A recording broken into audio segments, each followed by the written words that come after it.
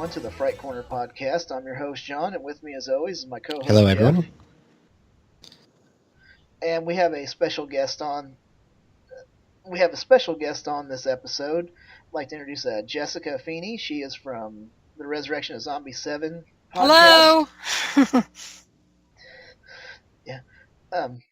I'm glad to have you on for sure because I'm a big fan of your guys' podcast. I enjoy listening to it, and I said, if you want to, why don't you just kind of tell everybody out there what you guys do and where you be found.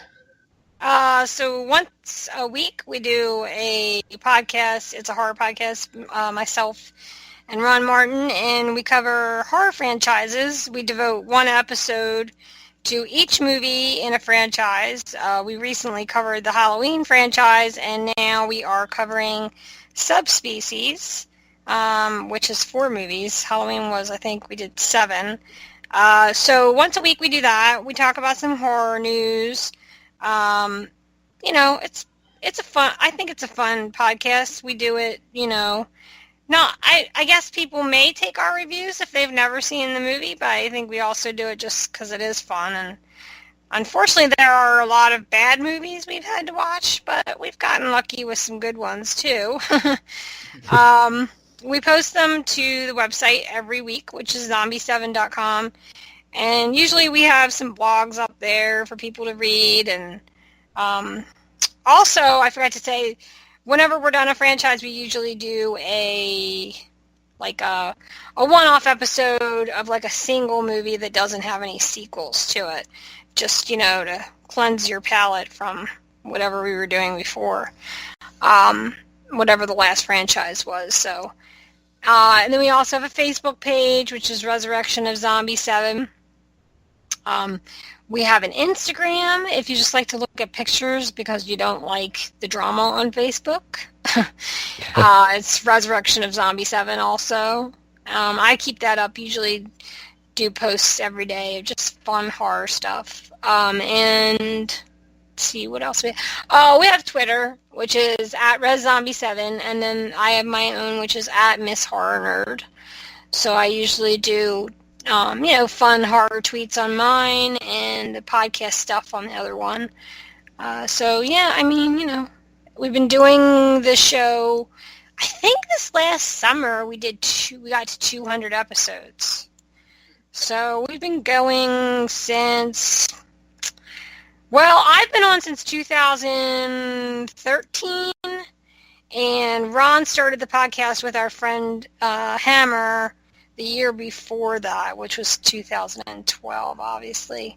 I'm not exactly sure what month, but anyway, so we've been around quite some time, and if you come to the podcast new from listening to this episode, you can find all of our previous episodes, including the ones with Jeff, and also a few episodes they did when they had another podcast that I wasn't involved in before I became a listener of the current podcasts that are also up there. So there's lots of stuff on there. Hours of entertainment for your lunch hour.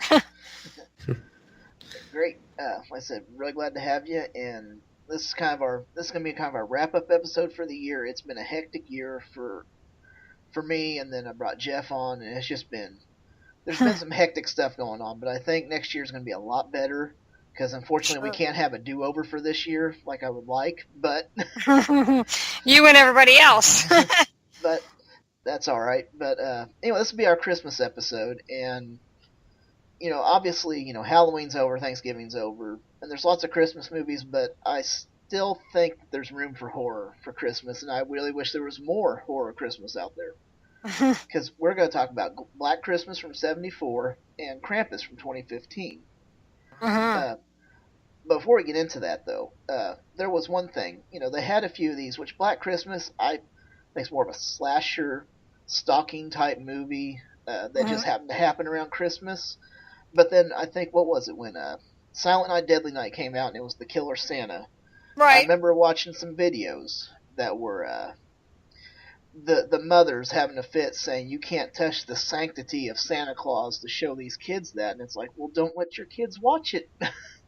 Oh, I know. So yeah, they actually found, it's funny, I was on Pinterest the other day because there's a lot of good horror pictures on there. Mm-hmm. So I sealed them and put them on, find ones to put on the Instagram. And they had a picture of people picketing the movie back in the day, you know, when it was released.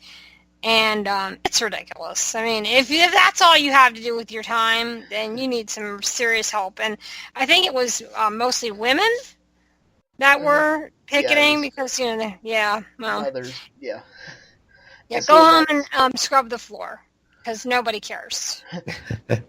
Well, see, our last episode, of course, we done Maniac, and there was a huge controversy on that one too. Women picketing and having a fit saying it was misogynistic and violence against women, which it was, but it wasn't all women killed in the movie. I mean, Tom Savini got killed in it. I mean, come on. Yeah, I know. Well, people just don't, you know, unfortunately, you have people that have too much time on their hands and they don't understand things that, you know, if it's not something that they want to watch, then they think, you know, and I understand back then, you know, the whole feminist thing was something that was pretty prevalent, but, you know, the thing is, I don't think that life imitates art. I think art imitates life. Yes. And I don't think that you can make somebody kill people from seeing a movie or that you can give somebody ideas, because if that were the case, what about all the people that have been murdered all through the time, you know, like, and I'm not talking about just like a couple hundred years. I'm talking people have been murdering each other for thousands of years, for as long as we've been on this planet, and there were no movies or TV. So where were they getting their ideas from? So I definitely think it's not, just don't let your kid watch it. Like you said, like, you know, be responsible for your kid and what they watch. And, you know, if you don't like them watching stuff, then, you know, I couldn't watch whatever I wanted to watch whenever I wanted to watch it. My mom was in control of the TV, not me. And if she didn't want me watching something where I was supposed to be in bed, then that was what was happening. And I wasn't getting to watch those things. So, I mean, I will say now, there's more mediums for kids to watch stuff on, so there's more likelihood of a kid getting a hold of something. You know, because back in the day, you didn't have those kind of movies on TV. You would have had to go on to the movie theater to see them or eventually get a VCR, which were expensive, and rent tapes. So, but yeah, it got pulled from the theater after 2 weeks, I believe it was. Yeah, I think it was 2 weeks, and they pulled it from the theater. They had a fit. I mean, and see, it's like what you mentioned today, you know, with today's, you know, they got more media to watch this stuff. So my son's 11, and I've watched some of these movies with him to kind of explain to him, you know, say, yeah, you know, this is a movie. This isn't real. This is not what you do. You know, I thought, well, if I prepare him now, so if he gets a hold of something, he won't, you know, take it as literal. You know, because he's watched zombies movies with me. He's watched some slasher movies with me. You know, I still monitor a few things here and there, but, you know, I've kind of been open to him to watch a few things to kind of, to learn with him. Like the first one that probably he got into was Ghostbusters, I think, was the first one, which it's not really that scary, but it kind of gets him introduced to some ghosts, but yet put in kind of a little bit of lighter terms. Sure. You know, and so that's where I went from there, and he still watches that movie. He still loves it, so. Yeah, I think that's fine for kids. I mean, I just saw that movie again. They were playing it on the TV this weekend, the original one, and I don't see anything wrong with it. I mean, like you said, it really depends on your kid, too. Like, if you can tell from your kid's personality that something like that might, you know, or anything scary might give them, like, a nightmare or something. Mm-hmm. Then maybe you wouldn't let your kid, you know, watch that before their time. But depending on your kid, maybe their personality is such that they don't get frightened by that stuff. I mean, honestly, I'd be more concerned about them watching the news than a horror movie. The news is what's horrifying. Yeah, the news is reality. This is just, you know, art. You know, this is just somebody's idea. And which, you know, it was just a good little discussion with him, you know, to explain to him, say, well, you know, this stuff, like Black Christmas, and by some chance he came in there and seen that I was watching, and he goes, what are you watching? I said, I'm watching Black Christmas. Sat down there and watched for that. He goes, okay, and then he just kind of walked away. It's like, well, fine, just go on. You know, he just wasn't, it's like, that's all right. He said, I'm going to go back in here and do this. Okay. I don't think there's anything... Anyway. Yeah, and I don't think there's... The only thing I would say in that I don't know if it would bother a kid or not. It would depend on not if they understood what was being said, but those phone calls are pretty awful. Yes, those phone calls are pretty awful. But look, he didn't hear any of those. He just happened to come in toward the end of the movie. Yeah. It's like, oh, okay. And then just kind of like, oh, okay, Dad, he's gone. But in terms of violence, I don't think, depending on what point you walk in, there's not a lot to see in that sense. So for a kid, he might just be like, oh, this isn't a horror movie. This is boring. I'm leaving. Yeah. So I guess we'll go ahead and jump into Black Christmas, 1974. It's got 7.2 out of 10 on IMDb, which for IMDb, of course, that's really good. This was directed by Bob Clark, who did Children Shouldn't Play with Dead Things, Black Christmas, and also went on to do Porky's and A Christmas Story. Yes. So he had a wide variety of stuff he done, and this is probably one of the better ones I like of his anyway. So I guess we'll start out. Okay, Jeff, I'll let you hop in here, and why don't you kind of go over what the movie's about? So basically, it follows a bunch of sorority girls kind of living in this house, and then the very beginning of the movie, they have the serial killer basically comes into the house, and this was one of the first movies that actually kind of featured that, like, the phone calls coming from inside the house, and that whole cliche now. But so yeah, it's basically about these girls trying to survive, and they kind of start vanishing one by one, and until finally somebody notices what's happening. And I mean, really, that pretty much just sets up the entire movie. Yeah, that's pretty well sums it up pretty good. So I guess Jessica, now you've seen this movie quite a few times. What is your initial reaction to it? I mean, what do you think about it in general? Oh, well, when I first watched it, I was a lot younger and could fortunately still be scared by things. I don't get that scared feeling anymore for the most part, but I was very scared by it. I thought it was one of the scariest movies I'd ever seen because it was just it was the tone of the movie, and it was how, I didn't know what it was at the time, but like the point of view thing. So where you're seeing things from the killer's point of view is very creepy.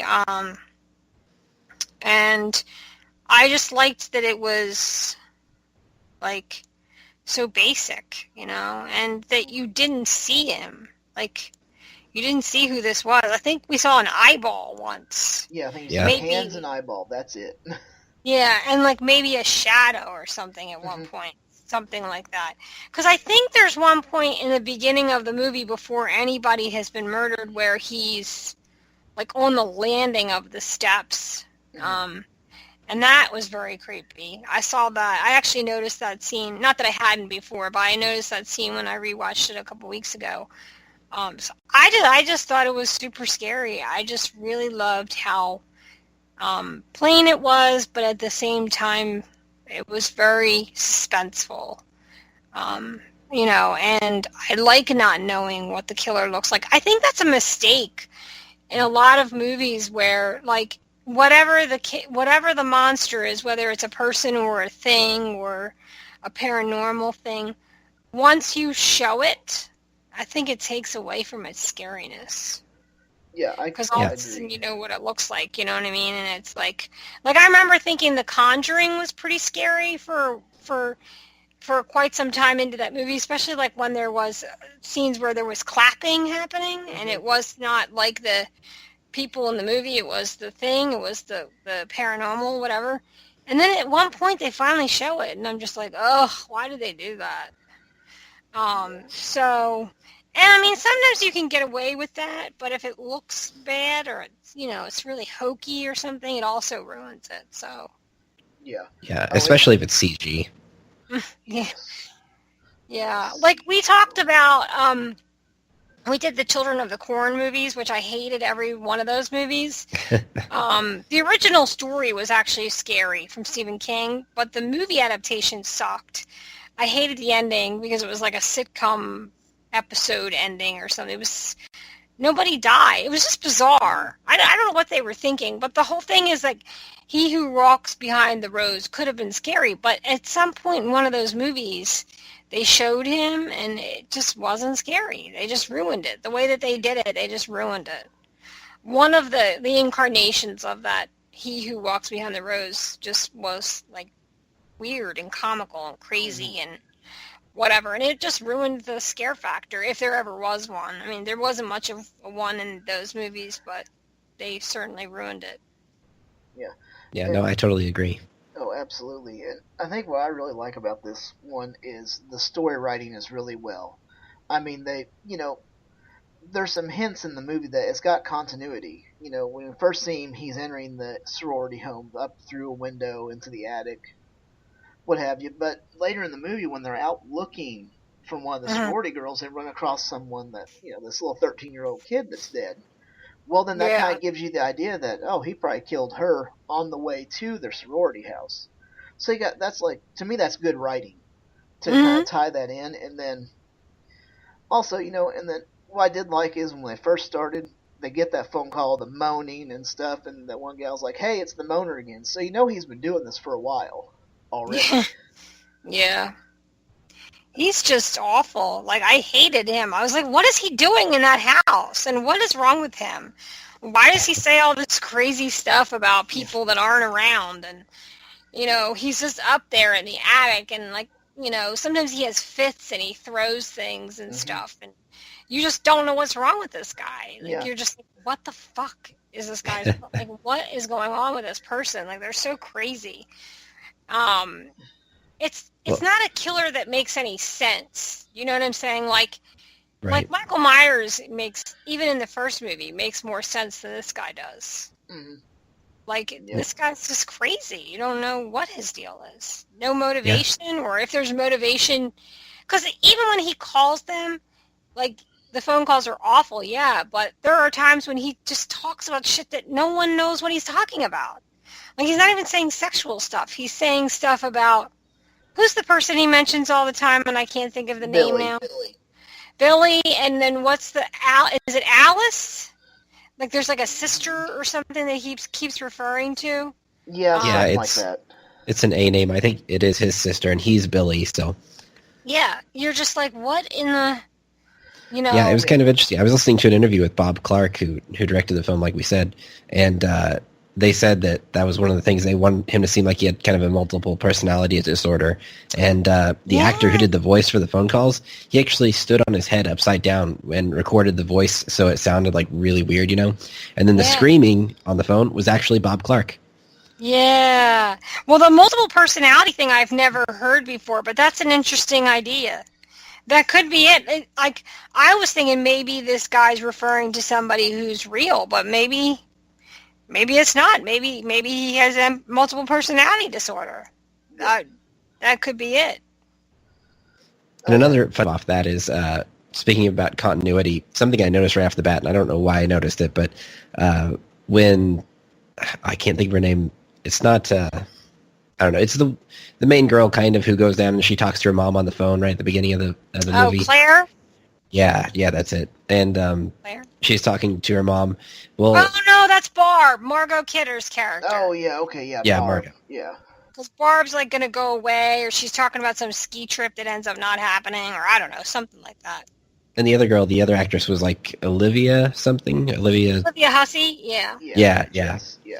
I had another funny story about her too, but anyway, with this one, she goes down to talk on the phone to her mother, and when she's first up there talking to the other girls, her shirt is unbuttoned all the way down almost, and then when she goes and talks to her mom, the button is fastened, and she's like got it up tight, but then when she comes back up in the next cut, it's unbuttoned again, so it's like they wanted her to look a little bit more sexualized because she's a college student, I guess, but that's another thing that Bob Clark was talking about, is he said that one of the things back then is like all the college students and kids in movies all seemed like just really dumb and not realistic.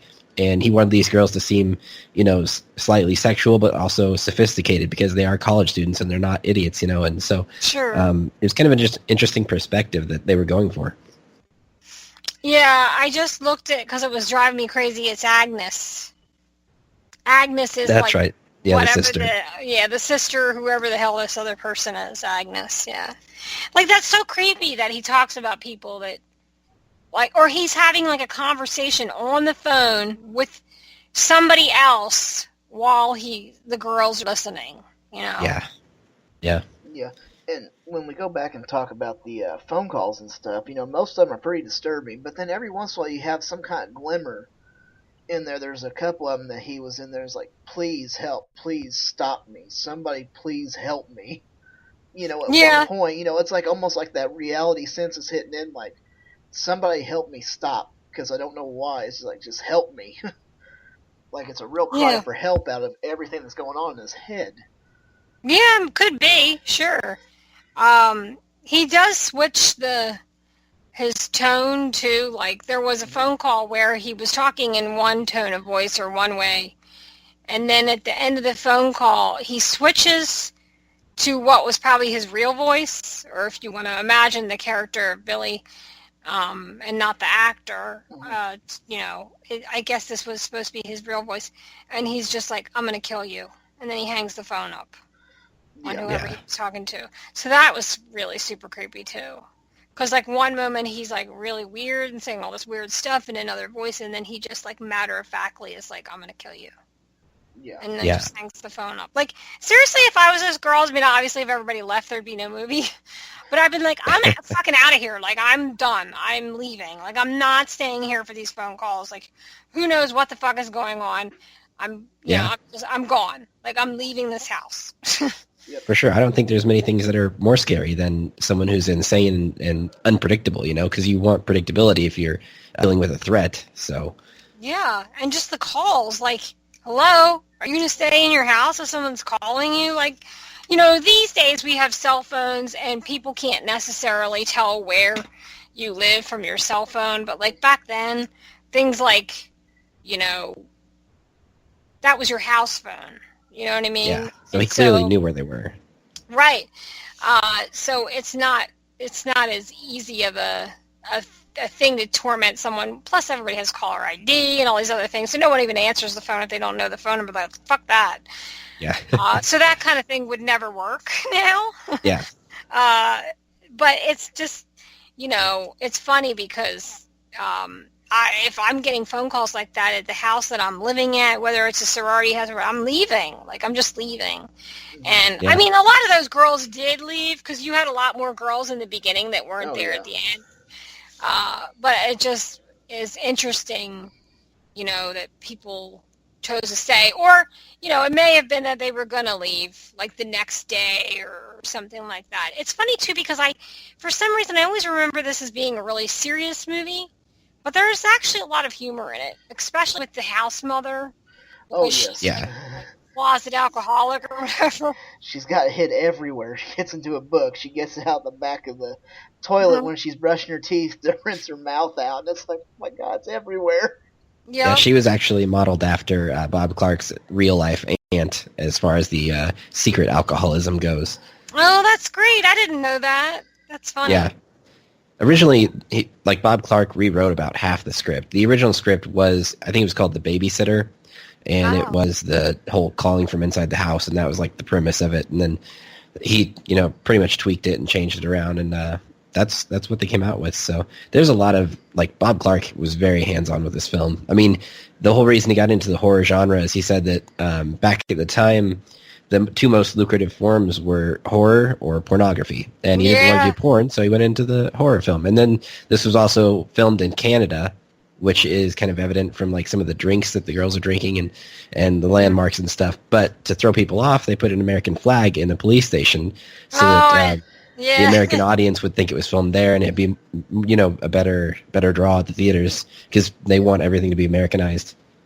Yeah, I did see that on the extras on the DVD that I have here, and I actually watched the extras a few weeks ago after I watched the movie, and I had forgotten about that. But they said they threw that flag in there. Yeah, it's so funny. And it was kind of out of place because there was all these other things they kept saying that would make it obvious that it was Canadian. Yeah, they even had a major university in one of the backgrounds. I forget which one it was, but like a Canadian university. Yeah, I love the house too. You can see a tour of the house. Somebody posted one to YouTube. I think there used to be multiple ones, but I only found one on there. Huh. But I love the house. The house is still there, and I don't know if anyone lives in it or not. I think at one point you could go and see the house and possibly get a tour of it. I'm not sure what the case is these days, but I think the house really was a character. To me, the house was a character in it as well. Yeah, exactly. Completely agree. If you think of this house and then you compare it to like the house or houses in Halloween is a similar concept, but the houses in Halloween are very nondescript. Like, yeah, and another fun fact about Halloween, real quick, Bob Clark actually gave them that idea for Halloween. Oh, okay. Because that was going to be the sequel that they were going to make for this movie. They were going to be the killer got caught, and then the next movie picked up when he was, kind of just getting released from the psych ward. Oh, so, yeah. Yeah, he actually gave them that idea. Yeah, I think I remember hearing a little bit of that on the extras too. That's funny. Yeah, so I think the house in this one is actually a character in the movie because it's got like that attic thing that's super creepy that he's like, murdering people in. Mm-hmm. And then the steps I think were really great because, I also like the fact that it's a real house and it's not just a set. You know what I mean? Like, I think that makes it a better location is the fact that it's a real house. So I think that helped with, making the house scary. Because I thought the house was scary, or like when I would know he was there, but you couldn't see him, or you just saw a shadow, or saw or heard like a step or a footstep or something, or skittering like he's moving quickly or whatever. But you could never see him. I always thought the house really lended to the scariness of him, whereas the house, like we said, like the house in Halloween, like both of those houses actually, because there were two, just very boring and nondescript. I'm imagining, I can't remember if they were only like if it was a house and a set, or if it was just a house as well, but not as good of a pick for a house, I would say. My opinion. Yeah, I'm not sure. One thing I want to bring up, of course, this was, came out in '74, and I was trying to look at all the events that was going on. Of course, Vietnam was coming to an end and everything. But one thing they did hit on that I was kind of interested in was the main girl, I guess our final girl, that Jess. She's conflicting with her boyfriend about wanting to have an abortion because she's like, I'm not having this kid because I'm not done with school, and this is the way it is. And he's stepping in like, you can't do that. That's my right. And it's, it's like almost a sensitive subject even then. It still is now. Oh, yeah. I don't remember when Roe v. Wade was passed. It was the 70s. So, yeah, that was definitely. And I don't know if the same thing was going on in Canada or not, like, even though this was supposed to be an American movie. But I'm sure,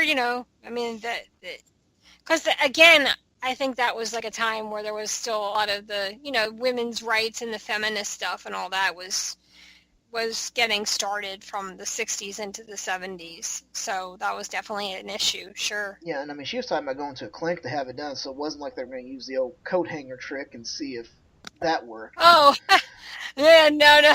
Unless, if it's illegal, maybe, but I would say definitely if it's legal, you would probably not want to choose that method. Mm-hmm.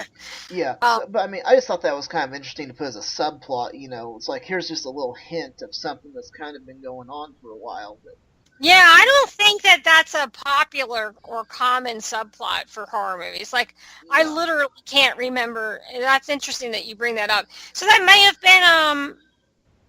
have been a reflection of the times, because I don't think that's something that I've seen in a movie maybe ever besides that one. I mean, even if somebody was getting an abortion or an abortion was brought up, it wasn't something that was stretched through the whole movie, because that really was actually stretched out through the whole movie because they were having this conflict because she didn't want the baby and he did. And he was being very, he just wasn't, he didn't seem to see two sides to it. He just was kind of like, he immediately assumed that she was keeping it and they were going to become this happy family, and she was definitely not. No, she was more also, you could think of it too, is that she was a reflection of that time where women were becoming more independent and Yeah. they wanted careers and they wanted their own money and they wanted, they didn't necessarily want to rush into a marriage and kids and all that stuff. And that was her, because she definitely was an independent woman and a good character, to have as a final person, or final girl rather, I think. Yeah. And like I said, that was kind of interesting. I just thought it was kind of neat for her character to be facing that on top of all that. But yeah, and then of course that kind of plays in a little bit later into the movie, I think, toward the end anyway. But sure. One thing I did like on the scenes of this, of course, like we talked about, we never really seen the killer. You see an eyeball and a few hands, but there's one scene that got me that I kind of knew. I remembered it was coming, but I forgot where. But when the killer falls down the stairs and she's running by the stairs and he reaches out and grabs the back of her hair. Yeah. It's just like, holy crap. Like, I knew that was coming, but it's like, that's freaky whenever you think about it. Like, I'm just going to slip by here, and just reaches out and pulls the back of her head. It's like... I mean, Michael Myers is a similar killer in that you never see his face either, but I still think it works better pretty much not seeing the guy at all. You know what I mean? Because you still get used to that face, although it's a mask with no expression. Mm-hmm. I still think it's scarier when you don't know who your opponent is, that you're not seeing them. Yeah. And especially, the other stuff that happened, the cop calls her and, is telling her, okay, don't ask questions. I want you to hang the phone up and I want you to go outside. Well, why? No, don't ask questions. You need to get out of the house right now. She keeps bugging him until he finally gets, the calls are coming from inside the house. You need to get out now. Of course, that doesn't work because she flips out and goes yelling for her friends. And I know. I think that's really stupid too. But I mean, after all you've been, after the night that you've had in that house, you would think that she would be ready to leave. And I mean, I understand being concerned about your friends, but at that point, it's about saving yourself. Well, and then she goes upstairs, and of course, they're already dead. No. Yeah, terrible idea. When the killer's behind the door, you hear him say, shh, let's not tell anybody I did this or whatever. It's kind of like he was going back to that little kid. Yeah. Like, right? Don't want to say nothing what we did. It'll be okay. And, that's when she takes off. Again, so creepy. I was like, this guy makes me mad. What is he doing? Yeah. Who is he talking to? Yeah. Now, I did kind of like, toward the end, there at the end, when she's in the basement and she's trying to hide, we got the idea that it was supposed to be the killer going through these windows looking for her, but it turns out to be her boyfriend. Mm-hmm. But, I think that played in a little bit there with that whole conflict about the abortion and stuff. It's like, well, is he the one trying to kill me because I don't want to have the kid now? Maybe because she kills him by the end of it. Well, I'll say this. For a minute, when I saw this the first time or whatever, they had me question, who was the killer. But if you think about it, him killing her, let's put it this way, him being upset enough to come after her, would only make sense if he's still a separate entity or a separate threat from the killer. Yeah. Because he didn't know she was pregnant until some ways into the movie. But these phone calls have been happening for a while. So that sort of annoyed me that they tried to throw me off like that. Because I'm like, am I really supposed to believe that this fucking guy is now, her boyfriend been the one to... No, he's not. There's no way. He's been holed up somewhere on a piano. So there's no way he's making these phone calls. So that sort of irritated me, and it made me question, could he be that person? But I don't... Do you think anybody would come out of the movie thinking that he was the one after all and that there was no one else there? Well, at first they try to throw it in there like, okay, maybe it wasn't. Like, well, that still didn't add up all the way. if you think back through it. But the first time I watched it, I kind of thought, well, maybe it was him. But then, like you bring up, these phone calls, like they mentioned at first, like, hey, the moaner's calling back here, so it's been going on for a while. And he didn't find out she was pregnant until that next day. Yeah, So plus who the fuck killed Claire? Like, who killed Claire? Claire died in the first, 10 minutes. Yeah, like, he killed Claire, and then he went back to practice on the piano. Then he found out that she got pregnant and doesn't want the baby, and now he's lost it. But he must have already been crazy if he just decided to smother Claire for no apparent reason. Like, yeah, I think it's trying to make you question things a little bit, but I don't know that it's trying to convince you that it was him. Yeah, you can kind of rationalize it out by, of course, the ending, they leave it open for the sequel, of course, for a sequel of it, is what they wanted, because, by the end of it, you still hear the phone ringing, and you hear him, he's still up in the attic, and the bodies are still up in the attic. Damn it, I know. I'm like, God damn it. I'm like, all these cops, and none of them go into the goddamn attic? Like, what is going on? And then they just leave her there. After everything she's been through, she's passed out, and then everybody just leaves the house, empty, shuts the lights off. I'm like, what the fuck, are you kidding? It's a crime scene. You don't even leave her there. She goes to the hospital. Right, and my other thing is, okay, so you found, let's say you found who you think was in the house, and they're dead. But how do you know there aren't more dead? And where the fuck? They didn't find the house mother. Did they just assume that she went home for Christmas? I mean, you don't even know who was there because the person who survived everything is out cold. So as a police officer, wouldn't you search the whole house? Well, you would think so, especially when they hadn't even found Claire yet. The first dead person of this movie. They never found her. It's like, wouldn't that be suspicious that I'm going to look around the house and really investigate? Let me tell you, in 10 hours, 12 hours, without being embalmed or refrigerated, she's smelling. She's starting to smell. So they're going to smell her. She's not going to sit up in the attic with a goddamn plastic bag over her head for, till the kids come back from from winter break. And then somebody's like, oh, what kind of smells in here? I wonder what's that smell? And then he's still in the attic with a stinky... I know this is going too far. Maybe this is taking it too far, but I can't help myself because podcasting with Ron for 3 years has made me question these things. Oh, yeah. It comes to the point okay, I got to suspend some disbelief, but there's some things, even at the end there, when the cops when they just leave her there, I guess that's what fucking pisses me off. I'm like, they would never do that. This is a crime scene. There's a dead body in the basement. They think's the killer. You've got 2 dead bodies in the room across from hers.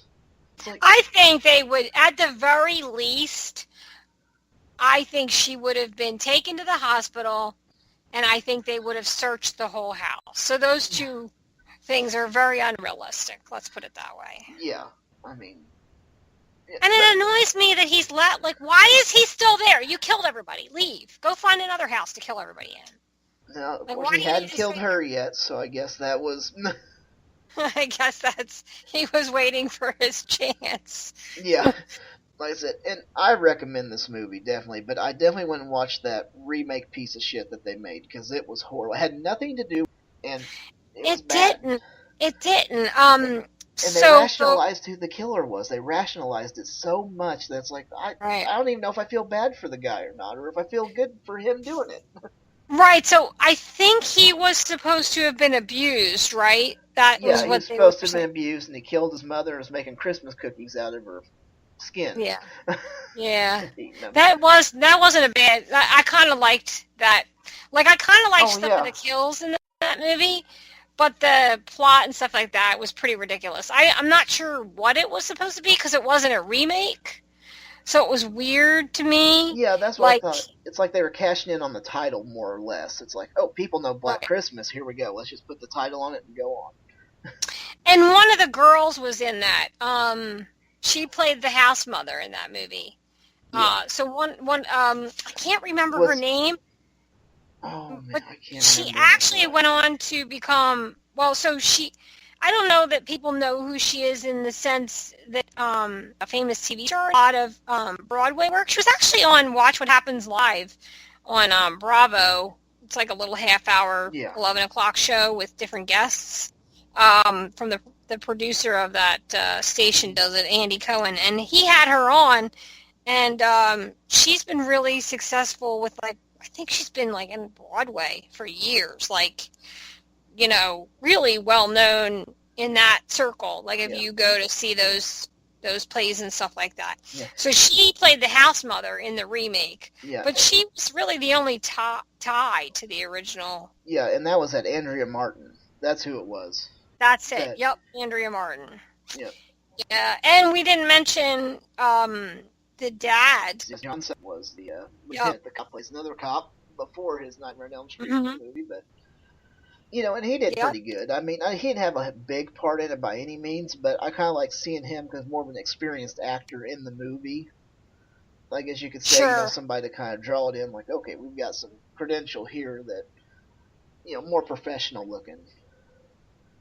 Yeah, so, and Andrea has done a lot of one episodes. She also done a lot of voice work, and she was in a recent TV version of Hairspray. Apparently, there was one like this year, Hairspray Live.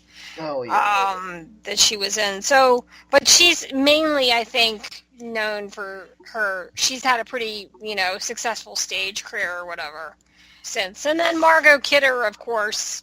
I love her, but she got a little cuckoo for Cocoa Puffs later on in life. She had some rough times. She was, I think she was diagnosed with bipolar disorder because she was like hanging out in some bushes and missing some teeth and stuff. Yeah. This was like 5 or 10 years. See, she was in the Amityville Horror, the original one, wasn't she? As the wife, and then of course she was Lois Lane in all them Superman movies with Christopher Reeve. Yeah, my mom took me to see all those movies as a kid, so I knew her. That's how I knew her mostly. Like, I would probably, if as a kid, say that's where I saw her, you know, first, I'm sure, was the Superman movies. And she was in one of the Halloween remake movies. I think she was in the second one.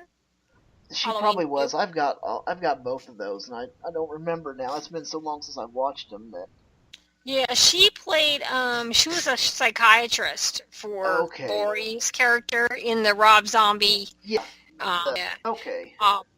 So, but she's done a decent amount of stuff over the years, and then Olivia Hussey was in the It movie. Oh, yes, yes. She was the girl, I can't remember the girl's name, been around for a million years. Audra Denbrower. She was, his wife, Bill's wife, when they were growing up. Yeah. She was. So she's been in a decent amount of stuff too. I'm not sure, but the guy that played Claire's boyfriend, he's been in stuff too. Kurt, somebody that people recognize, but he's done a one-off stuff, you know, kept up a working career, whatever you could call it. I don't know. I guess if I would have to say that Margot Kidder is probably most famous for those Superman movies.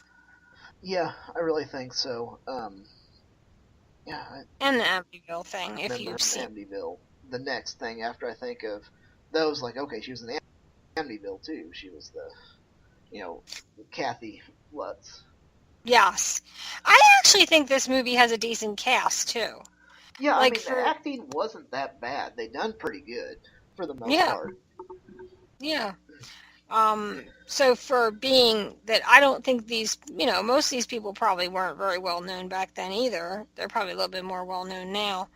I think, they did a good job. I liked it. I can't imagine being a horror fan and having not seen this movie unless you're really young. Yeah, I could see that being pretty young. You may not have seen it. You may have seen the remake, but I'd say shelve it and please go look at the original. Yeah, you can totally forget about that. If you want to see it, right now, currently it's on YouTube, and you can watch it for free. I don't know how long that will be there. It could get taken down, so you might want to hop on that. Otherwise, you buy the DVD or the Blu-ray, because I've never seen it available to rent on any, like, streaming thing like Amazon or any of those, so. No, I haven't either. So, of course, we grade on a scale of 5. So I'm going to ask you, Jessica, what would you give this? 5. 5, yeah. It's a 5. Okay, Jeff, what do you think overall? I'm going to Anything go else with like to a add? 4.5. No, I think that's about it. One interesting side note as well is that Olivia Hussey, she actually said that she had gone to a psychic before she signed on to do this movie and said that it was going to be a success and make a lot of money. And that's why she joined in on it. And it did do pretty well in Canada, but not quite as well in the U.S. So, um, but I mean, it's kind of become a cult classic now, and it's known as one of the top slasher films of all time, despite not having many on-screen deaths or any at all, really. But so yeah, I mean, overall, I'm going to give it a 4.5, like I said, just because it had a lot of great stuff, and it was genuinely scary, like even now compared to today. The only part for me is it did drag a little bit after the first like 10 minutes. There was a stretch in there that just, it was kind of slow for me. So I don't know. It was a very solid movie overall. Okay. Yeah, I definitely agree. I think I'm gonna go ahead and give this one a 5 because this is enjoyable. I could put this on for my Christmas horror list. This is one that I could watch every year. And it might be the only time I watch it of the year, but I think that makes it better because I'm not watching it all the time to where I'm spoiling Yeah. everything. With me, I'll probably forget something by the time it comes around the next year. Like, oh, I forgot about that. But no, I think this was a great movie. I really like it. I think the imagination makes the movie work so much better. So I do too. And one other thing, I think the music, which even though it's Christmas music, the music that they play in the beginning of this and then at the end of this, Yep. not the caroler people, but this No, just but the just the yeah. It's fucking creepy. Like, I don't like that song now. When I hear that, sometimes I'll be like, think of this movie and not think of Christmas, I'm like, that gives me the, creeps or whatever. But it's not a Christmas horror movie like the Santa one. What we just talked about. That Silent Night, Deadly Night. Yeah, it's not like that because it's just set at Christmas time. Yes. It's not a Christmas, there's no Christmas incorporation into the horror, really. It's just the time frame happens to be Christmas. Yeah. So it's not, it's not like, that's all right. It's not like that kind of Christmas horror, but I still think it works as Christmas horror. Yeah. Well, see, it's like that. I brought up on another group that I'm in on Facebook, talking about Christmas horror. I said, would you consider, I think it was Legend of Hell House, because it's no Christmas setting, but it takes place on the 23rd, 24th, and 25th of December. Oh. Or 22nd through the 25th or whatever. It's like, so would you classify that as Christmas horror because the timeline, even though there's no Christmas trees or anything like that, but it's still set on those days, though. Sure. So, I mean, I kind of consider it a Christmas horror myself, just because it's that time frame. Right. So regardless. Yeah, definitely. I think if it fits into your Christmas, your idea of what a Christmas horror is, and this one, even though in this one it's just the setting or it's just the time frame, I do think there's a few, like I said, I think the music probably is what is what's contributed from Christmas that's the creepiest, right? Yep. Like, that's the one thing that Christmas is contributing to this movie that I also find very creepy. And it's probably because it's the juxtaposition. Like, that's supposed to be like a nice, beautiful Christmas song, and instead they're playing it, and there's some dude climbing up the side of this house to slaughter a bunch of 18-year-old girls.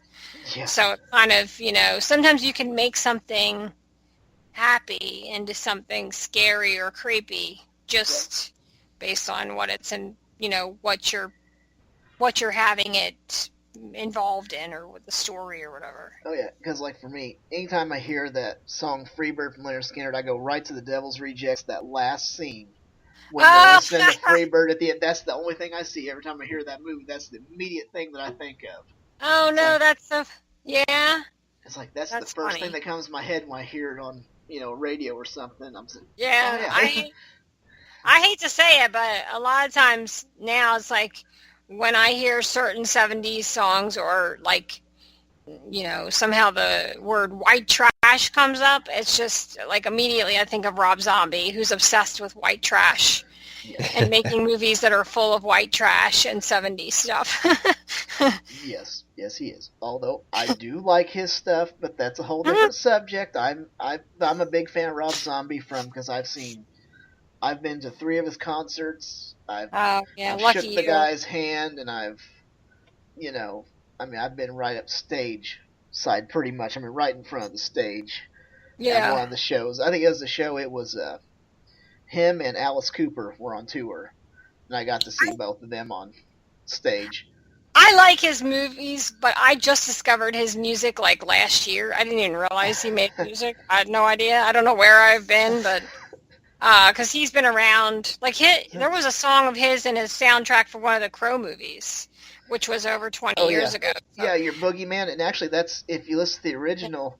If you listen to it, he has the scenes from the original Yep. Halloween of the kids tormenting him. Boogeyman's get you because he was Yep. such a fan. I've heard that version, yeah, or whatever. Because I think there's a couple versions that I've heard on Pandora of that song. Oh yeah, And I have heard the one with the bits from Halloween. Yeah, but I think his music's actually better.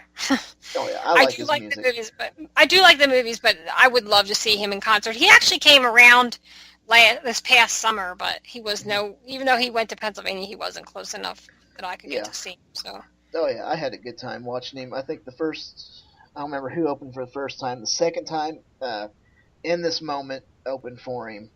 And that was when he was on tour with Ozzy, but Ozzy had pre-engagement that he couldn't come to that one. So then made Rob Zombie the headliner. Okay. So, but yeah, I've seen him 3 times, and he's amazing. He puts on a hell of a stage show. For his age, being in his late 40s, he just bounces around like it's nothing. He's great. He's got a lot of energy for sure. He's definitely a performer. He plays off the crowd and does really good at it. Yeah, I could see that for sure. Okay, I guess we will tie this up and let's go ahead and move on to Krampus from 2015.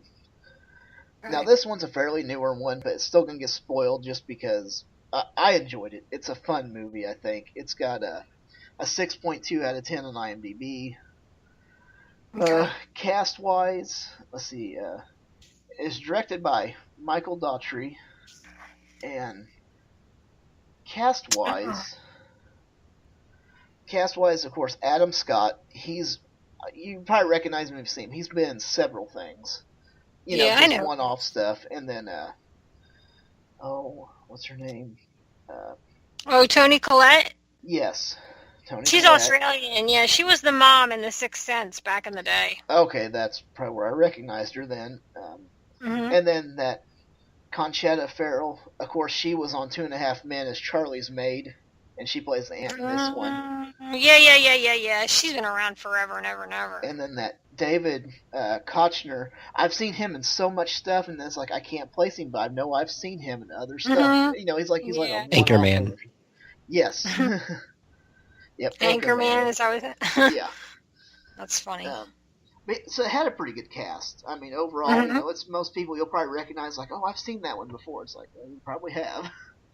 Yeah. Of course, this one plays off of the Legend of Krampus, which they do have Krampus festivals everywhere. You can look it up on YouTube and stuff. Just look up the Krampus parades and stuff. People dress up like the evil Krampus, and of course, the Krampus was supposed to come punish the naughty ones before Christmas, and had chains and sticks and everything.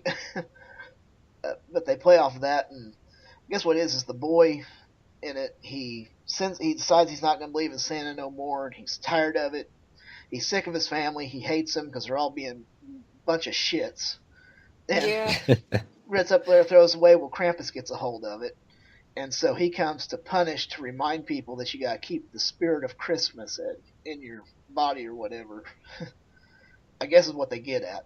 A hard lesson to learn that, if your family's being assholes, I'll take care of them all right. But you're going to remember what it's like.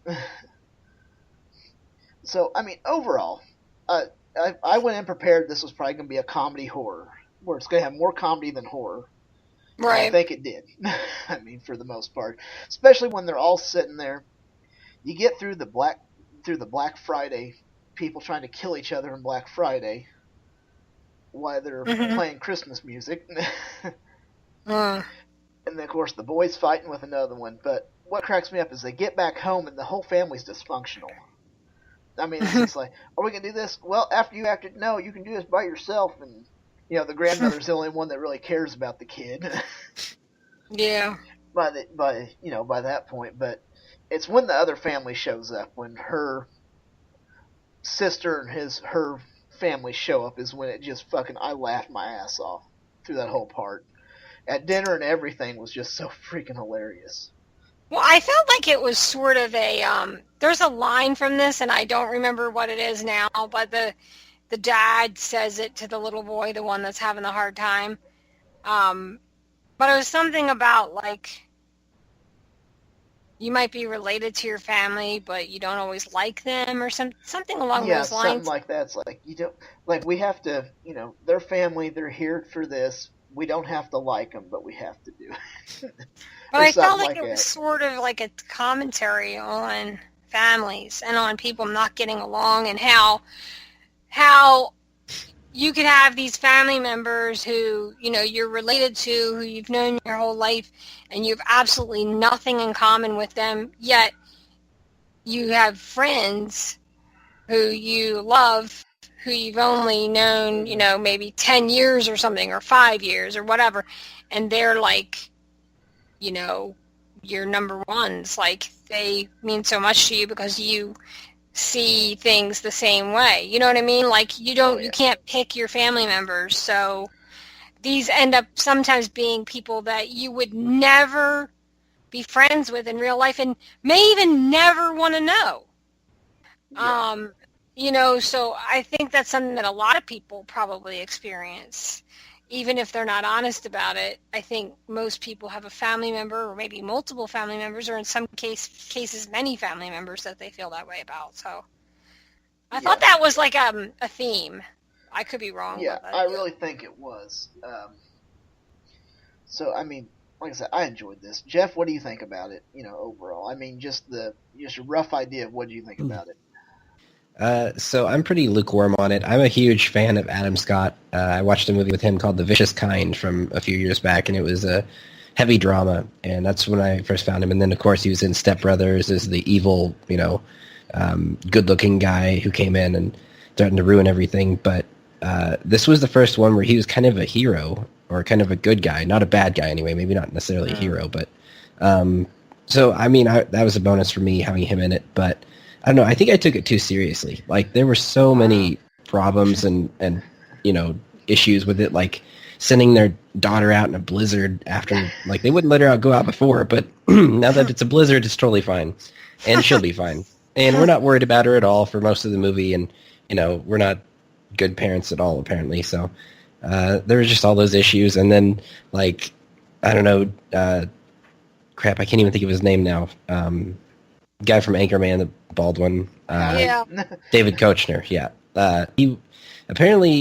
He was like straight out of National Lampoon's Christmas Vacation or something. Like, he was channeling what's his name, the crazy guy? Character. Yeah, Randy Quaid. So there was that. But then, I don't know, I did appreciate all the practical effects, though. Like, those were really good. I wish they would have... all the crazy toys. Oh, my God, they were amazing. And the cookies, yeah, they were the funniest part for me. That was the funniest part, though, for me. Those fucking gingerbread cookies.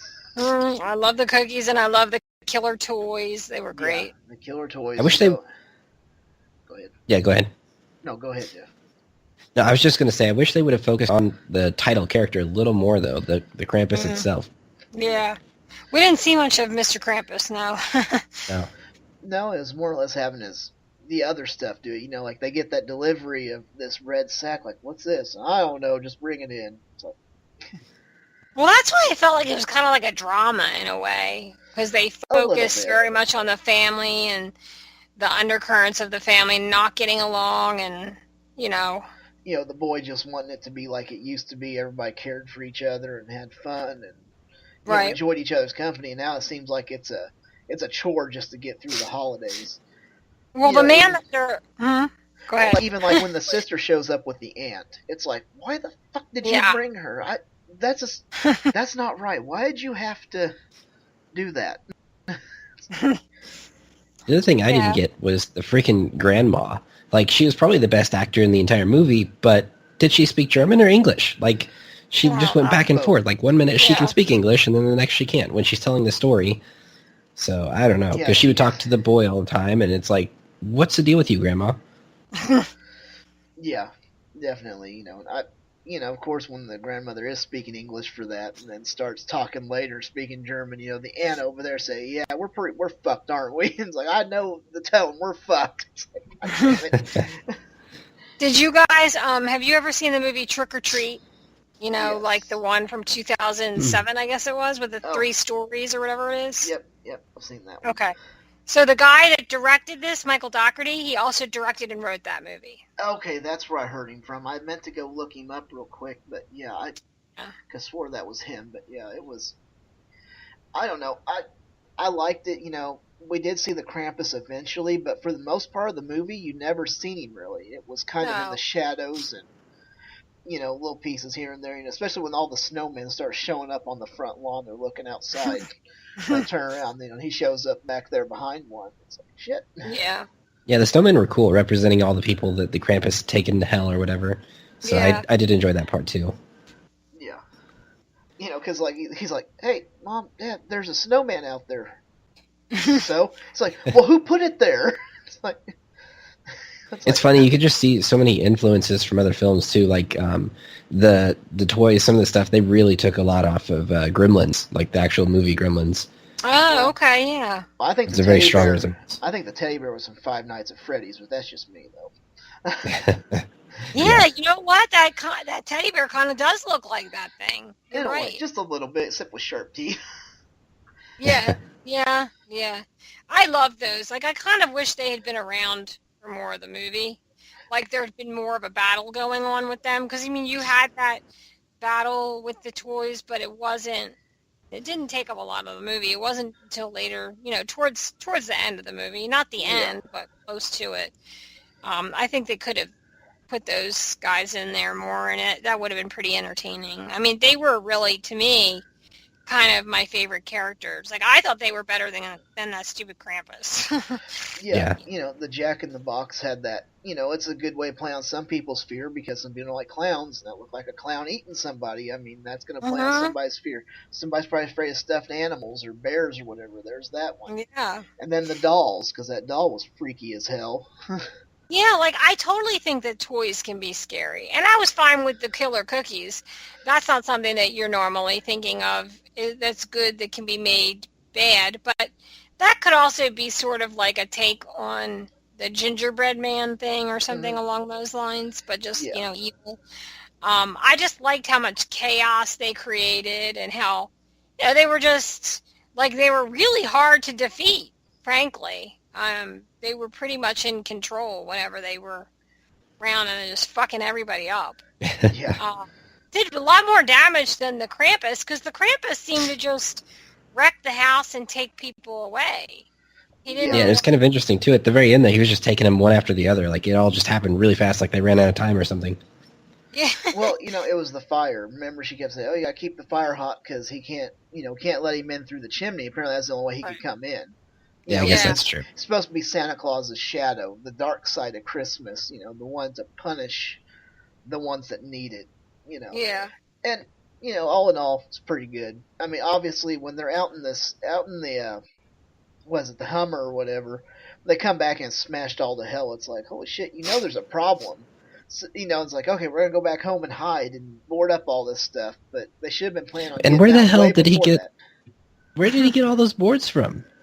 Do people just have those laying around in their house or what? Must have, because I thought it was a fairly new house or a fairly well-built house, and I don't think as clean as she was, she'd have that stuff laying around by any means.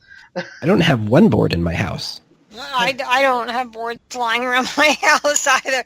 I guess if you had like a backyard or maybe a garage. Maybe a garage. See, I got some in my garage, but I don't have that many. I couldn't board up all the windows I have in the house. So there ain't no way. No, and I will say too, like, I kept thinking that, like, somebody was, like, gonna be spared, you know what I mean? Like, whenever, and I just, like, I was surprised because the whole thing just kept, spiraling down. Like, I kept thinking that somebody was gonna survive. Well, Yeah, you know, but and Wasn't that, happening. and see, and that's where I think the ending comes in, where it's real misleading. You know, he said that he sees the error, like, I love my family, I want them all back, you know, and it like, okay, maybe he learned his lesson, and he's gonna reverse it all. No, he's just gonna give him what he wanted, but it's not gonna be the Yeah. way he wanted when he traps them all in the snow globe, and they have to just keep reacting that day over and over and over instead. Is what I'm assuming they're gonna have to do. So is that And what you thought happened? Like, did you think that they were... I think that That, he took them, and he's, you know, because when they were panning out at the end, they show all these different snow globes, and I was assuming, I could be very wrong on this because I usually am a lot of times, but I was assuming that those are the people that had made all these wishes before, or all these negative comments, and he's kept them bottled right. up to keep the Christmas spirit alive. But he just takes them and says, "Fine, you get to have it, but it's going to be relived here, and you're not going to go anywhere. You know, you're trapped. You're wherever I Well, put you." I mean, Krampus should have come to my house, well, maybe my family's house on Christmas a long time ago and taken everybody away, because every year I go to my family's house for Christmas and I am so stressed out by the whole situation. I'm just like, ah! Well, you know, the boy I don't think was going to get taken until he started, you know, going up against him, because he was going to, Right, like the grandma told him, so I was left to make sure to remember this.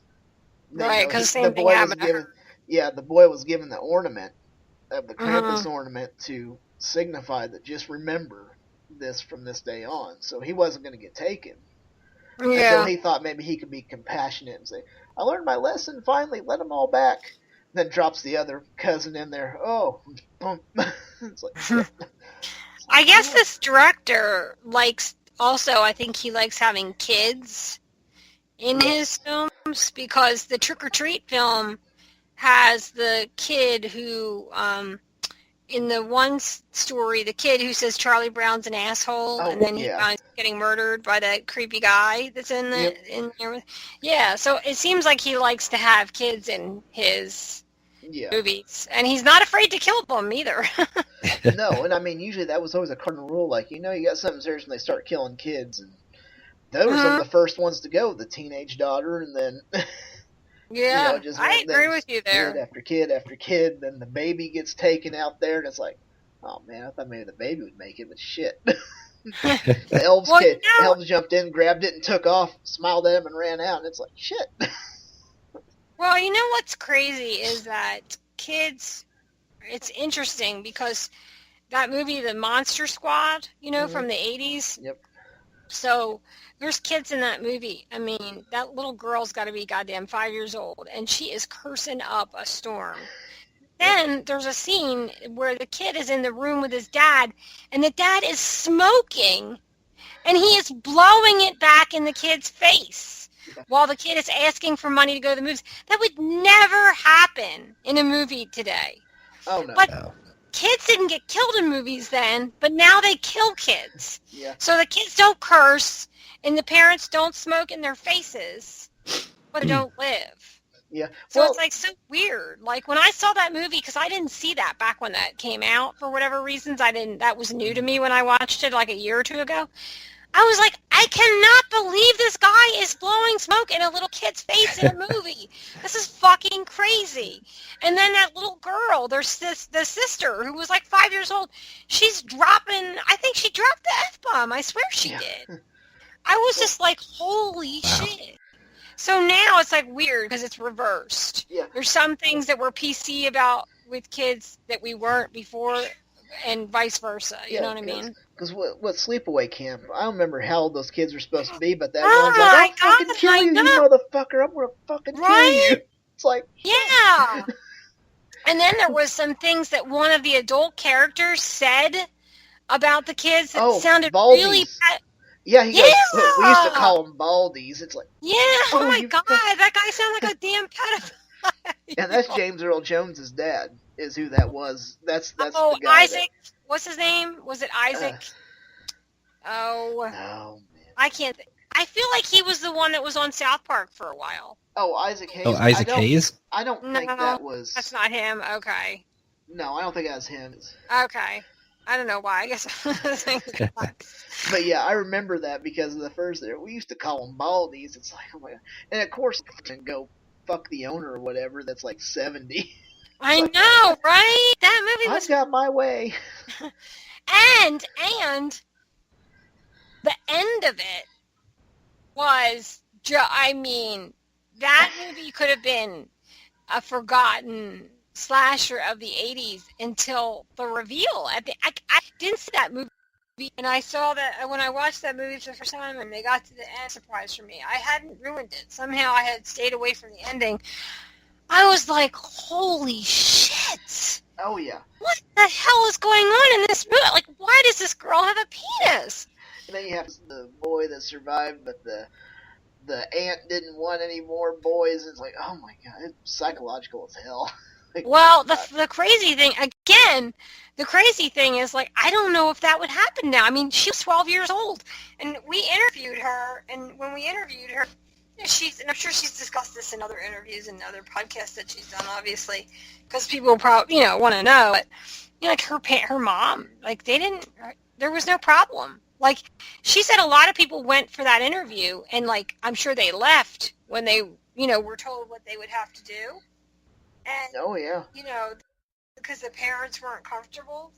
And she said that even though because we didn't know how she did it, I guess. So we asked her how they did that scene, and we said, like, because she said, you can't have nudity at that age. She might have been 14, actually, now that I think about it. She was like, you can't, the child can't be nude in a movie or whatever. Mm-hmm. So she said they had a kid that looked like her that was a boy who was 18, and they got him drunk. And that's how they did that. That's how they did that scene. Because I thought maybe they just, like, superimposed a penis on her area. But she didn't have, like, clothes on anywhere else. And because she was flat as a board at that age, and she was, I mean, you could see in the movie, she had no boobies at all. Some of the other girls were pretty well developed. It worked, because the boy wouldn't obviously have have a chest or whatever. So, but I can't. I mean, it just boggles the mind, some of the stuff that kids did in movies back then that never would happen now. I mean, it's no problem to kill a kid, but none of this, right? But none of this nonsense with smoking or cursing or sexual, innuendo or pedophiles or any of that stuff. Yeah, like I said, at the end of this Krampus, sitting there with that one kid, like, oh my, then takes him and throws him in too, and it's like, yeah, no problem killing him. Yeah, well, even movies where I've seen kids violently murdered, and I was surprised and these are newer movies again, but I mean, I was surprised because I was like, wow, like, I didn't think that was happening. I figured they were letting the kid get away. Nope. Yeah. So. But all in all, I mean, I thought the movie was pretty good. Jeff, do you have any final thoughts on this one, or anything? Not really. I mean, I'm going to give it probably a 3 out of 5. Still above average. So. Yeah. Jessica, what do you think on this one? I did like it. I was disappointed with the ending. Like, I would have preferred they either went one way or the other. Like, either just have everybody be dead or don't. Because I was confused by that. Like, I still, like, I get your scenario and what you're saying, and that may actually be what happened, but I didn't even think of that at the time. I was just kind of like, huh? Like, what? Like, are they alive? Are they not alive? Like, what just happened? Yeah. So, I didn't love the ending. I loved the toys. I would like a whole movie with those toys, just killing everybody. That would be great. And the cookies, too. But I thought everybody did a fine job. The guy that you were talking about that was like a National Lampoon character, he's in a movie called, not Zombieverse. That's right. Scouts Guide to the Zombie Apocalypse. Have you guys seen that? I've seen it, and I fucking loved it. I've not seen that one. Oh, you should see that. That's a good movie. That's really a funny movie. Yeah, I like the actor quite a lot. Yeah, he does a good job in that movie too. He's funny, and he's probably supposed to be more comical in the Scout's Guide because that's more of a I mean, this has got comedy to it, but I think that one's a little bit supposed to be more of a comedy, I would say. But I would give it a 3 out of 5, just because I didn't like the ending, and I just would have preferred more of the like you guys said, more of the Krampus, more of the killer cookies and toys and all that stuff, and less of like the drama. And then like with the ending, I wish we either had some survivors or just leave it that everybody was thrown into hell instead of having this. I thought it was just very ambiguous, and maybe that was what they were going for, but I couldn't figure out what was happening with the snow globes. Yeah, and you're not alone there either. Like, there are literally YouTube videos dedicated to explaining the ending of this movie to people. Wow. I maybe need to watch some of those. Yeah. I may have to go back and watch some. But no, I guess for me, I'm going to go a step back. I'm going to say 3.5 out of 5. The ending is still a problem for me. I almost thought they were going to twist it around like a moral story that, okay, this is what's going to happen. But, if you love your family and you forgive, we'll give them all back. But then they go ruthless on it and they throw them all into hell. Shit. Yeah, I mean, and it also is kind of a cheat, too. The ending is sort of a cheat. It is a little bit because, they could have went either which way.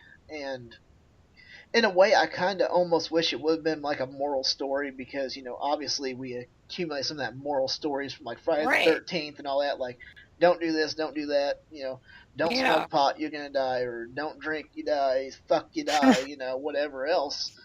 But, we've associated with that, but this one's kind of like, you might have learned your lesson, but you're still fucked. Sorry. Right, that's what I was going to say, because nobody really got out unscathed or alive. How can you really learn a lesson if you've been thrown into hell or killed or whatever happened to the entire family, including the baby? Like, even the baby, that was so, like, I don't know. I mean, the baby can't be killed, but it just kind of was like, why? Like, what's the point of killing? I guess if everyone else is dead, the baby can't just be laying around the house by itself with no roof. But well, I mean, for most of the movie, they left it laying around the house by itself. So they didn't have exactly the most observant parents.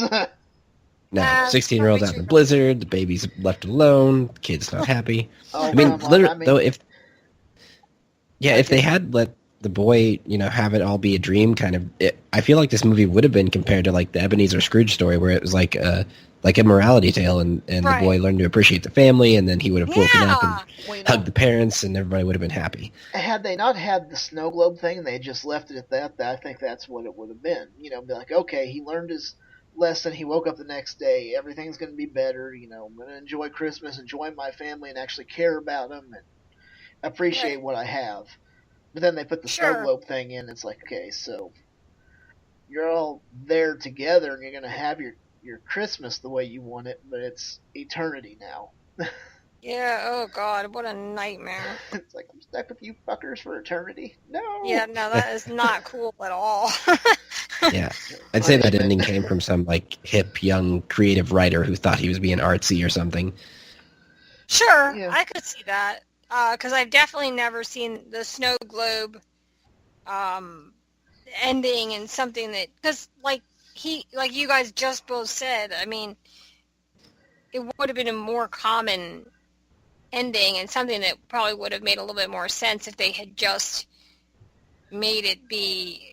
a dream, so that it was like a tale of warning or whatever, Try to not to mention appreciative, sorry. Yeah, and not to mention, like, do you see how many snow globes were down there? Nobody's noticing all these people just, like, going missing? Yeah, where was everybody? The other thing that was really weird, where was everybody in that neighborhood? Was there no one in the neighborhood? Well, like, where... I had implied that, of course, they said there were some neighbors that were gone to Hawaii for vacation, but I always thought it was implied that he was just killing everybody on that block. That he just had no discrimination, because he went to that one house, supposed to be that daughter's boyfriend's house, and they're all gone, and you can see where he came through the fireplace. So yeah, that's true. So maybe he was, an indiscriminate killer in that, to that point. Like, he's just indiscriminate about, he's going to make sure everybody's gone around him, and he's the only one left. Yeah, that makes sense. There's another video you two should go and watch it when you get time. Is those people who do like the Everything Wrong With series on YouTube? Yeah. Well, they have one for Krampus that's Everything Wrong With Krampus in under like 15 minutes or something, and it's pretty funny. They point out a lot of stuff that we've gone over here. Yeah. Well, it's just one of those things. Suspension of disbelief on some parts, and some of it's hard to overlook, but some of it I can't overlook for the fun of it. And it also depends on your mindset, I think, going into these movies too. If you've had a crappy day and you throw in a comedy, you're not going to find it funny. Mm-mm. Yeah. So, No. I think you gotta be in the mindset to watch some of this. Like when I threw this one in, I was expecting a comedy horror movie, and that's what I got. So I guess that hit me a little different because I thought I know there ain't gonna be much scariness to this, but it's gonna be a Right. fun movie to watch. Kind of like The Final Girls. I don't watch it to Right. be Oh yeah, scared. I like watch that. it just to You have know. fun because it's just a fun homage to the '80s, and you just have a good time watching it. Yeah, and I will say that I think it's if it's not a fairy tale, it's fairy tale-ish. Mhm. This movie, Yeah. But then again, like we both, everyone said, if you're gonna do that, which I feel like it had a fairy tale-ish feeling to it, you probably would want to do a more just the snow globe thing just irritates me because like I said, I didn't understand it, and then now that he's pointed it out to me, I'm just kind of like, well, why? Yeah. Yeah. So Wasn't there that movie a while back? Was it Cabin in the Woods, where the very last ending scene was like them in like a little box or a little room and like surrounded by a bunch of other people in like boxes in a room or something? I don't remember what movie it was, but it was like I swear the Cabin in the Woods movie ended with like the whole world ended. Yeah, the ancient demons came out from the bottom at the end of that one because they didn't sacrifice everybody. I'm thinking of another horror movie where it ended up like there was a cabin out in the woods, like literally, and I don't know, like it zoomed out. This might have been in like 2010 or 11 that I had watched this, so it's been a long time. But that's what it made me think of, is because they ended up going into this cabin, and it turned out to be like this super high tech area that was a trap, and like they ended up as test subjects in this little white box, and there was like a bunch of other people all trapped in boxes around them, and it was like it zoomed out to this huge, larger setting, and so that's what it made me think of. But it's been forever since I've seen that. I couldn't even Google it if I wanted to. Yeah. Hmm. I don't know what that one was. I don't know. I'll have to figure it out though, because now I gotta check it out. I'll find it. Yeah. All in all, I don't know. I'd say both these movies. I think they're both worth watching for sure. Oh, for sure, yeah. At least once. I mean, like I said, the Krampus thing. You love it or you hate it, or you take it or you don't take it. I mean, it just depends on. I think it has to depend on the mood you're in to know Yeah, what you're I mean, doing. I'll watch it again. Oh yeah, I mean, I'll probably watch it. I'd say that I'm going to put this on my rotation for every year at Christmas time, along with the other Christmas movies I watch. I got to throw some horror in too, and so Krampus will probably be one of them that gets thrown in. Mine is Jingle All the Way. I watch that every Christmas. Oh, yeah? Arnold Schwarzenegger. That one is kind of terrifying. Charlie Brown. Put the cookie down. Oh yeah, that's a good one. I like the Charlie Brown stuff. I always watch National Lampoon's Christmas Vacation and the George C. Scott Christmas Carol movie. I have to watch both of them every year, no matter Oh, that's funny. You would get along well with Ron. He has all his little Christmas movies that he watches, and then he does the same thing in Halloween, stuff he watches every year. Yeah, It's fun. I have certain things I watch every year. Like this year was the first year I sat down and watched the first 2 Halloween movies with my son. He got to watch them with me this year. Wow. I was like, go ahead. Yeah, you can sit down and watch it. I don't care. Turning him into a little horror junkie. I'm turning him into there. He wants to do one with us too, and so I'm gonna have him on here sometime. Aw, that's We'll funny. come with like I said, we'll do the horror for kids. Like Ghostbusters. Introduce them there, and introduce them to this one and that one, or the Goosebumps shows. Or whatever. You should do a kids horror episode, to be honest with you. 'Cause we did do one of those, and those are fun. Oh yeah, I think it's gonna be fun, especially get him on there, and I think he'll enjoy it.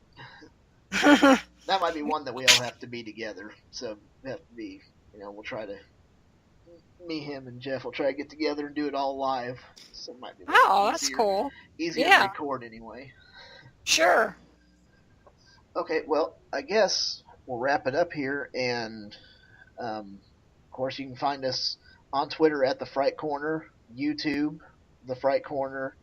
I started a group on Facebook. Instead of a page, I have a group now.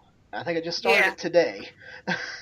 That will be, that's a public group. Everybody come join or whatever. Try to have some discussions. I'll try to keep everything updated. I'll try to do better in this coming year for what I've done from this last year. It'll be better. So hope to get some more people on there. Being a public group, hopefully we can draw in some other people too. Yeah, you should share your group on your personal page or share the link to the group on Twitter or whatever. That's what I did. I mean, I actually have 2 groups, and the one I don't like and I don't go into it anymore because nobody wants to talk about anything or post anything. I just get all these people promoting, self-promoting, which I don't mind, but I don't want the whole group, and that's all people do. You know what I mean? Yeah. So I kind of abandoned that group. I would take it down, but you have to remove all the members first and then remove yourself. You can't just delete a group. Well, I don't have time to, what's time for that? So I made a new one, and I've kept that one. So far, I only have like 30 people in it.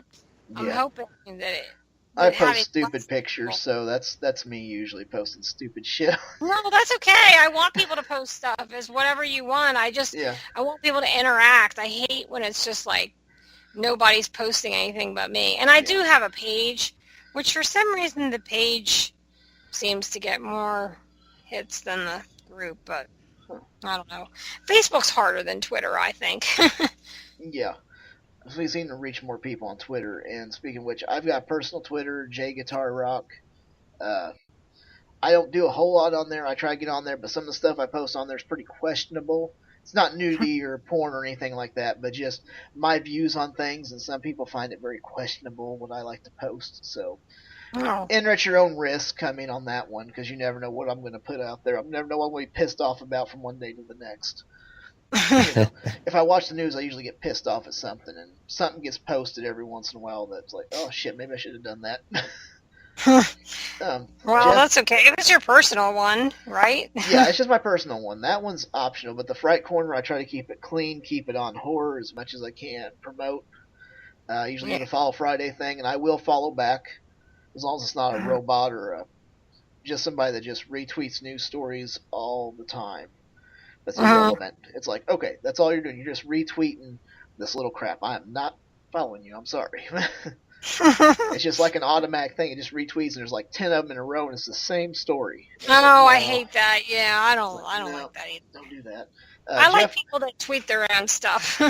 Yeah, exactly. Jeff, where's your Twitter at? My Twitter is my gamer tag. Actually, it's at DarkonVale. It's spelled how it sounds, basically. But anyway, the best way to find me is really just at my website, www.jeffjarman.tk. And that's where we have all my old podcast stuff, the Jeff Jarman Show, all the old stuff, all the archive stuff, and even the new stuff. I think you were like 40 years old. Yeah. You have all these like old podcasts and shows, and my god. I have issues trying to sort out like what I'm going to focus on at the moment. Sure. So like right now I'm working on a full-length feature film, so winter has obviously slowed that down a little bit, but we're still working on that one. So we got some bits to do on a show too. Eventually, we'll have to get with some other people and do some bits. Yeah, my comedy show, that can be filmed indoors, but when I'm filming a martial arts movie outside in 20-degree weather, it's a little less enticing for people. So, but yeah, so I've got all that stuff going on. Again, I'm most active on Twitter. I have abandoned Facebook, except for the guy in Taiwan who decided to hack my Facebook and reactivate it last week. Thanks for that, buddy. Oh, no! And, yeah. So funny. I got in and deactivated that again. So, yeah, that's about it for me, really. Okay.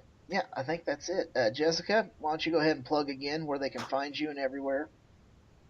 Zombie7.com is the website. The Twitters are at ResZombie7 and at Miss Horror Nerd. And then there's a page on Facebook, Resurrection of Zombie 7 podcast on Facebook. And you can find Little Miss Horror Nerd on Facebook. I'm the only one, so all you have to do is, do a search for Little Miss Horror Nerd. And Instagram, which is currently my favorite social media because you don't have to have any discussions. I rarely see things that bother me. I like Instagram. I think it's the least offensive of any of the social media sites, and that's Resurrection of Zombie 7. Yeah, it's just a picture, and if you don't like the pictures people post, then you don't follow them, but you don't have to see all their words. And you know what I hate about Facebook is they do sponsored posts. Yeah. So, like, you'll like this page. But it's like, you know, you'll get, like, a sponsored page, but there'll be all this awful stuff that you can never unsee on it. And you're just like, what the fuck? Like, why is this in my newsfeed? Like, I don't want to see this stuff. So that's what I like about Instagram. I think they're far less offensive than any of these other ones because you don't have to see words. It's just a picture. And if you don't like and they don't try to make you follow people either, Yeah. which I like, you know. Sometimes there's sponsored stuff, but it's like games or something. Like, you know, where you would go to Google Play and download a game. It's not like, hey, like this Instagram where all they do is post pictures of cats that have been tortured to death or something that would upset me. You know? Right. Yeah. So I don't know. I kind of understand where you're coming from. Facebook is really like just very offensive anymore and annoying. Yeah. Super Yeah, I'm dramatic. Yeah, that's for sure. And it's not good for relationships and just people right? poking each other all the time. So Quit poking. But yeah. Don't poke me there. Don't poke me there. So yeah, I'm on my Instagram pretty much every day. I don't post every day just because I don't take a bunch of selfies or anything like that. But I'm a guy, so I guess that's. But yeah, I totally know what you mean. I am curious though. I might have missed it somewhere, so forgive me if it's an obvious answer. But where did the number 7 come from? That's in your name everywhere. Oh, I don't remember. He's told a couple different stories about how he came up with the name, but I don't think it's anything special. Yeah, so it's kind of like the Sum 41 or Blink-182. It doesn't really come from anywhere. I don't think so. No, he'll probably if he listens to this, he'll probably yell at me and say, "You should have known it was such and such. I've told you so many times. Why can't you remember anything? You need to go to the doctor." But I'm pretty sure that it doesn't really have much meaning. I want to even say that he put in to get a name out of one of those name generator things or something. But, okay. You know, I could even be wrong about that. But it is a weird, because it has nothing to do with zombies. You know what I mean? Or, yeah. Right. You know, like, and I don't think there were 6 resurrection zombies before that. There wasn't. So I think it doesn't. It's just a strange name for a podcast. Like, it really has absolutely nothing. Yeah, it is unique though. Yeah, for sure. I'm sure people. You know, it's funny though because horror movie podcast. I mean, as plain as that name is, he's a genius because when you Google horror podcast or horror movie podcast, what do you think comes up first? The one's literally named horror movie podcast and stuff like that, I would imagine. Which is only the one. Yeah. Which is Jay's. So Jay was very smart. He has, but whenever someone's looking for a horror movie podcast, guess what's going to come up first when they Google it? Yeah, most generic thing. Mm-hmm. So I think that's kind of smart.